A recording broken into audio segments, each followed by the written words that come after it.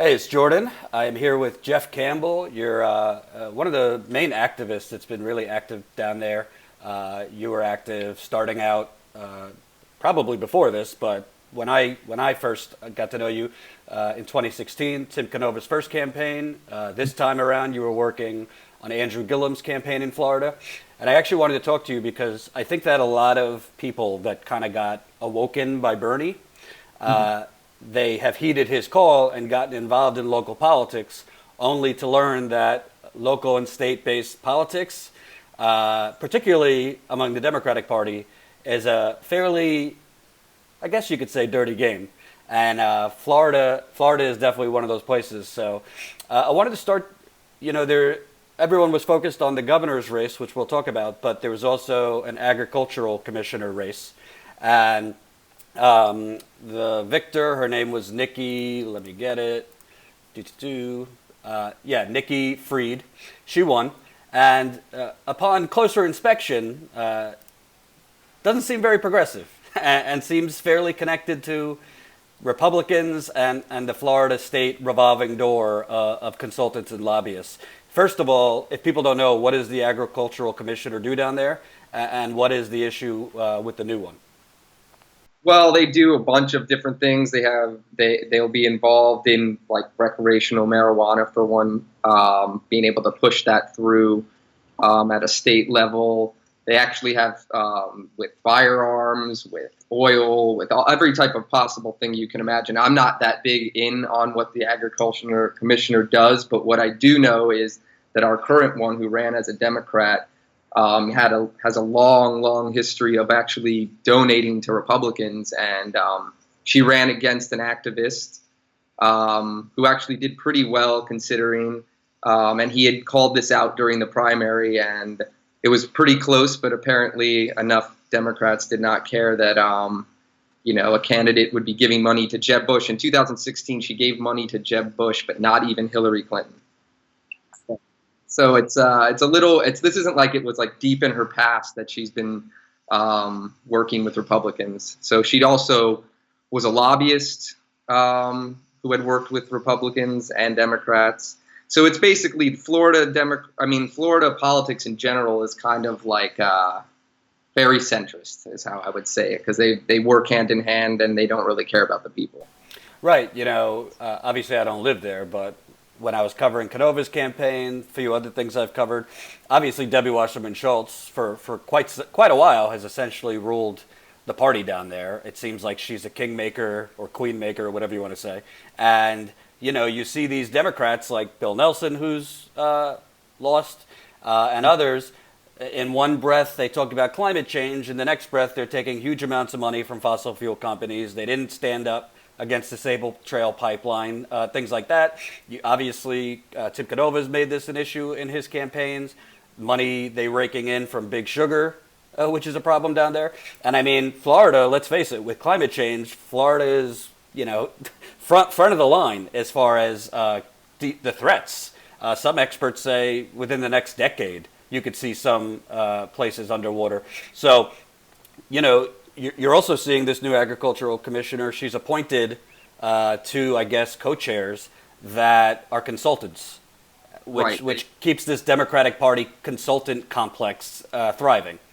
Yes, she's named a bunch of people to her committee that are there's even an article out touting how they're all consultants, big power consultants and fundraisers, and it even jokes about the people that do the things behind the scenes are now being given all these positions. So we had a race where Andrew Gillum and Bill Nelson run, they lose, and then somehow the only winner on the Democratic side is now someone who had been giving money to Republicans and now is just appointing all these establishment consultant figures to her power position. So yeah, it's a little concerning. It's I don't know what to make of it, whether the fact that she won is because she's somebody who plays in the middle and I guess got enough Republican votes or whatever it was, or if there's something more nefarious going on. I'm not sure. But it is a little concerning that the only winner, somebody that nobody even knows name recognition wise, Really, if you just asked somebody on the street, nobody would say, "Oh, hey, Nikki Fried, yeah, I know who that is." But if you stopped on the street during the election and said, "You know who Andrew Gillum is?" Everybody that around in South Florida would definitely know. So, I mean, I'd be wearing his shirt occasionally, and people would come up and give me a hug. People were knowing who this was. So, like, nobody knew who Nikki Fried was. Somehow, she's the only winner. Yeah, Well, very. let's talk about that because Gillum, even though he lost, and I said this about Beto O'Rourke too. I mean, he did very well. And by the way, the main focus was on the voter suppression purging in Georgia, but Governor Scott, now about to be Senator Scott, he purged a lot of people off the rolls in Florida.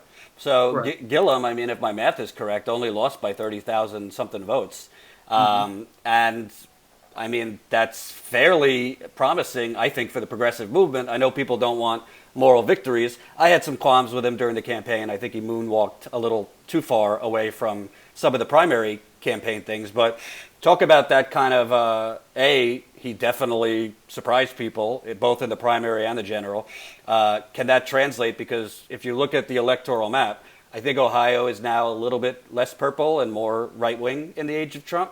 But Florida, it's usually Florida or Ohio as the key swing state. And it looks like Florida now is the most winnable, I would say, for a progressive. Correct. Well, we just restored the votes of 1.4 million ex-nonviolent felons. So those people, in the majority, would probably be Democratic leaning or progressive leaning.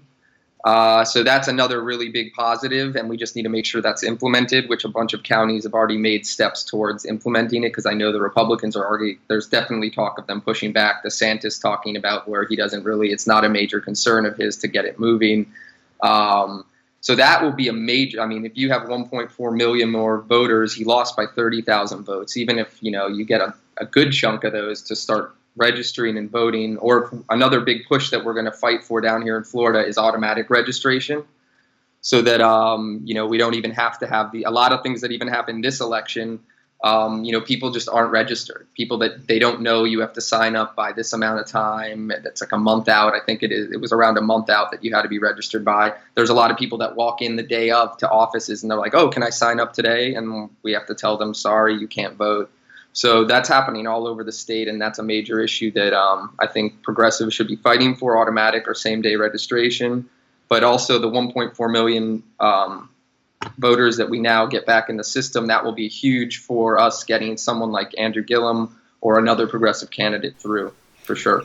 And, it seems to me that Gillum, he had a lot of momentum. I personally, I mean, just looking at the data, he was up considerably like 3 weeks before. Then he started campaigning or fundraising with Hillary Clinton and Debbie Wasserman Schultz. I'm sure there were reasons in his strategy to do that. What do you think was the main reason? Was there some of those progressives that came out during the primary didn't? Was there more voter disenfranchisement? Because I got to tell you, I think a lot of these states, it's clear, like intentional voter suppression. In Florida, it also looks like just mass incompetence. I mean, you have different cities, different counties with different ballot designs. You have them, at the bottom where you couldn't even see it. They had the Senate race between Bill Nelson and it seems like Florida's always, no offense, I mean, you always see voting problems or vote counting problems in Florida. Yeah, that was a major problem. And the other issue is that they were taking a lot of the mail-in ballots and saying that the signatures weren't matching. So, which was how are you going to go? Some people don't sign the exact same way every time they sign. I know celebrities and certain people, yes, they have an exact signature, but regular people don't always sign. Some people's handwriting, some people have illnesses where they can't even really, their handwriting is shaky. So there was countless, probably thousands and thousands of votes that weren't counted because of the handwriting didn't match. And that was one of the things we were pushing for. There was all kinds of, annoying things happening. Brenda Snipes, obviously, in Broward. Again, I don't think that a lot of people were calling out that they think she was doing this on purpose. I just think she's completely incompetent. I think she should have been removed long ago, but that's another whole story going on there. And yeah, I know the ballot they were showing in Broward County, like you were saying, Bill Nelson was like underneath like the directions, and then out of nowhere, then it started with Andrew Gillum, and then the rest over on the on another side. So lots of people even missed that.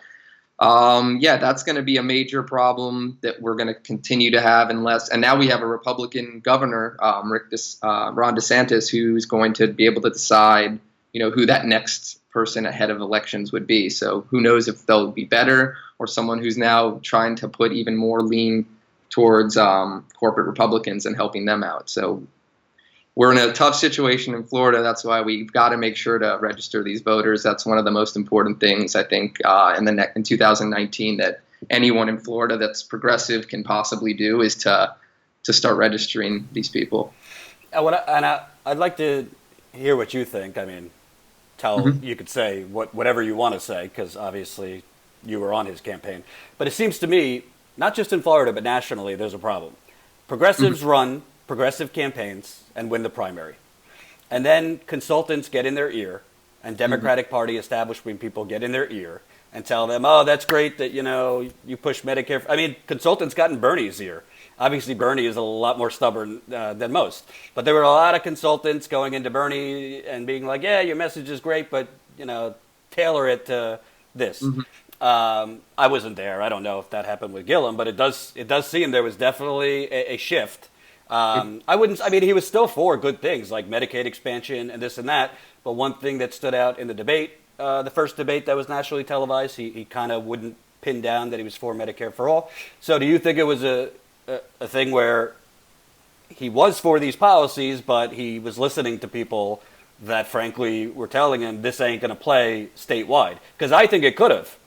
Right. I do think that, well, for one, in the Hispanic communities in South Florida, the Republicans were pushing that he is a socialist communist. So I'm pretty positive. I wasn't in any of the rooms when that was discussed, but I would go pretty far to say that they probably told him you need to go as far away from anything that says socialist or socialism as you possibly can, and even in the debates, Ron DeSantis was trying to nail him as a socialist every 2 seconds, saying he's a socialist, which really the truth is down in South Florida, that word is very, very scary to a lot of communities. Definitely the Cuban community will then in turn think that it's communism, and they were even putting up flyers on the doors in Hispanic communities with his face next to dictators like South American dictators.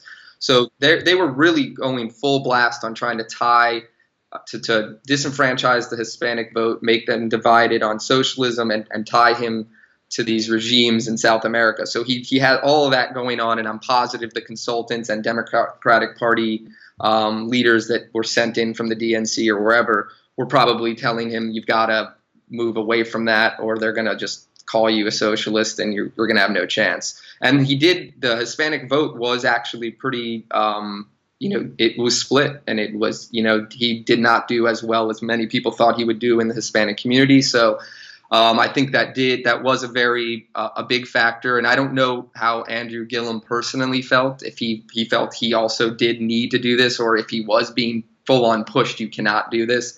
I don't even know that right now, but I would speculate that even, if I was even running, I could see how it would be a fear to have in South Florida with a lot of voters, just because it's not that they don't know, they're not informed, on what the social programs compared to socialism is, because they're Fox News and all these different people just using fear to scare people into just being like, nope, I can't even look at that. That's like what happened to me in my country. I'm not going to be for that. Right. Well, I think that's hurdle. I think that's actually a good lesson, not just Gillum, but any candidate can learn from Bernie Sanders. Because it's not a coincidence that Medicare for all is now at 70%. I mean, that's Bernie, Right. And it's not just 2016. I mean, this has been not really looked at, but Bernie has like a really, really kick-ass digital and social media operation where they're pumping out personal testimonies of, single mothers choosing between groceries and medicine and things like that. And as they've been doing that, he basically has like Bernie TV that goes all over the internet. He has town halls online. You start seeing, even among Republicans, this going up. in addition, Bernie has gone down to Mississippi. He's gone down to Kentucky and other. Obviously, it's different, a national figure like Bernie versus a state level. But I do think when you remove the word socialism and just get down to actual visuals of the people struggling, it could. I don't know about the Cuban community because obviously they have communist fears, but even seniors. I mean, it's not a coincidence that this new Gallup poll that shows 64% of people, non-white voters, support Bernie. Also, that last category of 55 and older, which was the Hillary Clinton crowd that did not vote for Bernie, he was at 45%, which is an increase. So just kind of something that, not just Gillum, but I think, if you want to be doomed to repeat history and lose 1,000 seats, listen to Democratic Party consultants. Last question for you. So I think Florida kind of is a really good symbol of everything wrong in this country, from climate change to corruption, income inequality. It ranks up there. Obviously, you have pipelines and all those things. Nationally speaking, what should people know as far as what needs to be done there? Because obviously the progressive movement doesn't stop because Ron DeSantis, who's basically a Trump mini-me, is in office. Well, we're going to continue to fight for all those same issues, try to get renewable energy, try to fight against FP&L, try to get solar power, get that going still. I mean, we're just not going to stop just because he's in charge. We're going to still put on the pressure, try boycotting certain industries. There's going to be a lot to do when it comes to fighting back. Also, like I said, registering those voters so that in 2020, which is not that far away, we can start reclaiming all types of seats across the board in Florida and really be able to pressure Ron DeSantis in all types of other ways. That would be my biggest advice for people is just we got to register those voters because it's going to actually help across the board. I also would quickly go back to which something I did miss because we were talking about Debbie Wasserman with Andrew Gillum. I would say that a lot of people misunderstood because it wasn't national news and not something you wanted to promote. But his running mate, Andrew Gillum's running mate, Chris King, was accused of being anti-Semitic in his past. And then the Republicans were pushing that, especially in the Jewish community in South Florida, and I'm Jewish, so I'm around a lot of this and hearing what people are saying, people's mothers calling me. They were literally sending text messages to Jewish households saying Andrew Gillum is an anti-Semite and his running mate is an anti-Semite. And then they would have the news article where his running mate had said things that could be seen as anti-Semitic in the past. So he was up against, again, I think where people were saying, Debbie Wasserman Schultz, she is well known in the Jewish community, especially in South Florida, whether progressives like that or not, especially with older Jewish people. So I think they were thinking if he's seen with her, that will calm these threats that are going on where like people were I would see the text messages, people would hand them to me. I didn't get any, but it was actually happening to people, in the older generation, my parents' age generation mostly, that were getting these text messages that would just be bombarded all day saying he's an anti-Semite, he hates Israel, and all these different things. So I think the Debbie Wasserman Schultz, whether I didn't personally enjoy the fact that he had to be at an event with her, I think that it did calm a lot of fears of Jewish voters that aren't as involved and progressive as a lot of us are.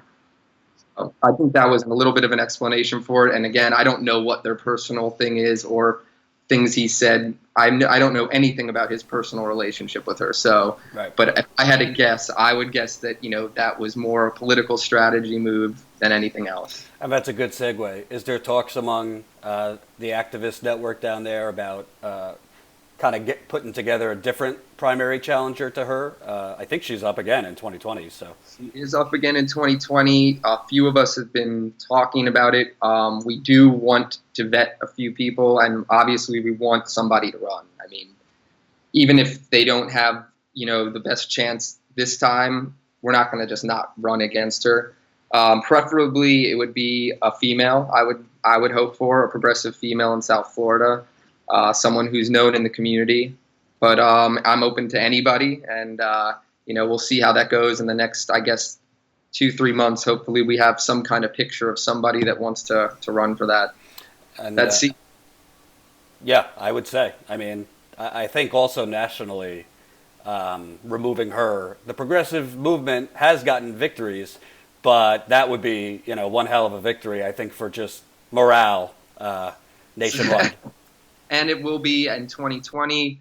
So I think there'll be more energy and focus on all the races. And yeah, hopefully there is somebody that can really put a test to her. And I mean, at the first time Tim Canova ran, I do believe he was closer than even the numbers showed. So I think it can be done if you run a very field organized campaign, if you run with a positive message. And actually, if you can get on TV, that's another one. I know this campaign, he couldn't get on TV locally as much. So people just didn't know. Like when I was walking around, people didn't even know Debbie Wasserman was running. They had no clue. We'd be walking around, like when I'd be talking to people about the other races, and they'd be like, is who's even running here, like in the district? And I'm like, well, Debbie Wasserman. And they'd be like, oh, she's running. Some people were even like, oh, I didn't even know she's still a congresswoman. So like, there are people that either just don't like her or don't care. And I guess on voting day, when they get brought in by the rest of the I think really what happened for Debbie this time is the fact she did ride the wave of just so many more Democrats have been voting for this midterm than had in the past. And so they just probably saw her name, saw Democrat. It was a highly partisan race with, the governor race and the Senate race. So I think they just saw Democrat and voted. I don't think that they wanted to get into any weird lane where they're voting for an independent. I think that Tim would have had a better chance in the primary against her. But again, it would have been a tough battle, and he may not have won anyway. So it's going to be tough. I don't think an independent, honestly, can win in that district. And then the Republican who ran, who thought he had some chance, got completely demolished. So Right. Well, we'll see. It's definitely an older district, so I agree with you as far as just kind of seeing the D next to somebody's name, whether they do any research or not. Right. Exactly. And do you have any aspirations down the road of running for anything?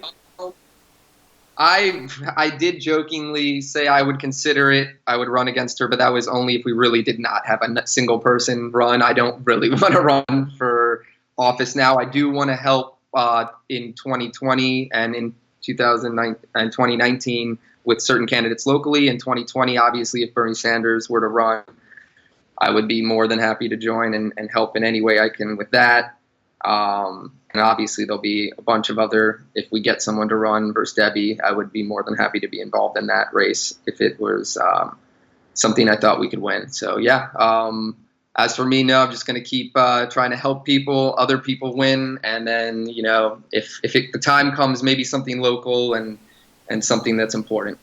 And lastly, I think a lot of people, they probably realize, but it doesn't get talked about much. When you're working on a campaign or just an activist, I mean, there's a burnout factor. I mean, this is like, You've been going, I don't know what you were doing before 2016, but since 2016, you've been going pretty much nonstop, whether it be actual elections or labor union strikes or whatever is going on in South Florida. So, how does that factor in? Because obviously, when you get excited about a campaign like Gillum's and then it doesn't fall through, there's a period where you have to get off the mat a little bit. Right. So it's been very tiring. We've tried, since 2016 when we left the Bernie campaign, a lot of us were helping with Tim Canova in 2016. Then we started our own progressive caucus of Miami-Dade, which we've helped elect countless local officials that are more on the progressive line than had ever been in any kind of local office before. So we've been still involved in that, and the People's Progressive of Miami-Dade Caucus of Miami-Dade is still running. And this year we plan to do a lot of the registering of voters and a lot of other actions. But yes, it gets very tiring. Then you're never nonstop, working the Bernie angle and pushing those, his platform for a few years. Then you get on to candidates. Gillum's campaign, actually, we met with him 2 years before the election. My group of people at the People's Progressive Caucus. So we had been pushing Gillum through the primary and through the general election we've been doing this for 2 years. So it had been quite a long time. The campaign itself, people, were going wild online thinking of, some people calling me a sellout or a shill. let me just explain what that campaign was like. I worked 7 days a week, and some days 10 to 12 hours for not that much money. So if that's selling out to shill, it's not worth it. It was more that I really realized that Ron DeSantis was completely a horrible human being. He had nothing to say. When you listen to him speak in the debates or in his own speeches, it's really just, he's a poor man's Trump. It's like an awful version of Trump that doesn't even have what I don't even want to call it charisma, but he doesn't even have the charisma of Donald Trump. I mean, I got to tell you, when I saw that commercial with him, like, having his kids build a wall, I was like, Child Protective Services need to be called immediately. Exactly. I mean, that was crazy. He got just demolished during the debates. If anybody watched it, I mean, some people, I'm not saying Andrew Gillum is the most progressive and amazing candidate in the history of the world, but when you watch those debates, he's clearly just, manhandling DeSantis, and like, I just can't believe people watched that debate and still voted for that human being. I mean, he really did rally with racists, anti-Semites, and he was, rallied with obviously Donald Trump. I guess that did get him some votes. I guess Northern Florida really did get excited for that, and we're just going to have to keep fighting. And hopefully, we get more progressive candidates, like you were saying, to stick or toe the line more and find a way to really explain why socialism or social programs aren't scary and what actually benefit society in general. So that is a good point. We need to find a way that how Bernie's doing the Bernie TV type of thing, get other candidates to possibly do that. And if the Democratic Party actually cared and wanted to work to help these goals, they should be making these types of videos and trying to get people less afraid of socialism. I think that's, no matter what, the Democratic Party is going to have to face that. They're calling Nancy Pelosi a socialist. They're calling, candidates that are obviously not socialists. So in my opinion, it would behoove them to create some type of way to inform people that socialism or social programs are actually beneficial and not some scary word, some demon that you need to run away from. Right. Well, I appreciate you taking the time. How could people, follow you and your travels? You can follow me at Jeff Miami on Twitter. That's basically it for now. I keep that. My other media is just more personal, so it's not that exciting. But on Twitter, I'll still be moving. I slowed down a little during the campaign and stuff because it's just grueling hours. And but I'll be back. And follow me on Twitter, and I'll have the new actions and everything going on in South Florida. And by the way, I mean, there was people calling me a sellout while I was freezing my ass off at Standing Rock. So people just say things on the internet. It is what it is. Yeah. All right, man. Thanks a lot. I appreciate it. No problem. Good talking to you.